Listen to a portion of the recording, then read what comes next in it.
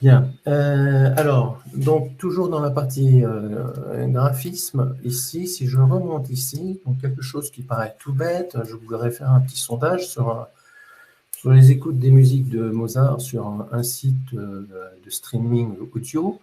Et voilà le résultat. Donc 38%, 18%, 13%. Donc Lacrimosa, c'est vraiment la partition de Mozart qui est la plus appréciée sur cette semaine, que je n'ai pas citée. Bien. Alors je voudrais donner une cohérence sur mes colonnes, en fait, qui correspondent donc à des barres de pourcentage.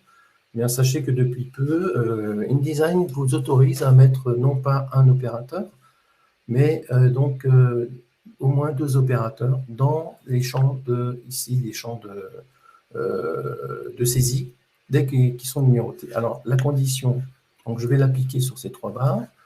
Donc, la condition, c'est bien sûr que le point de référence soit en bas, de façon à ce que si mes colonnes s'agrandissent ou se réduisent, elles soient fixées sur le bas. C'est la seule condition. Et puis maintenant, je vais tranquillement sur la hauteur. Donc, calculer le pourcentage 38%.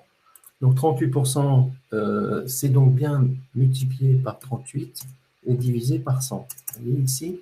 Donc je saisis tout dans le même seul tenant, vous voyez, sans me préoccuper des millimètres, et je valide. Voilà, j'ai bien mis 38%, je fais la même chose ici.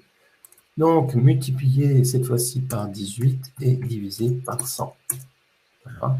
Et enfin, donc 13%, donc multiplié par 13 divisé par 100. Évidemment, je réorganise ici ce que j'ai besoin de mettre, etc., etc. Voilà.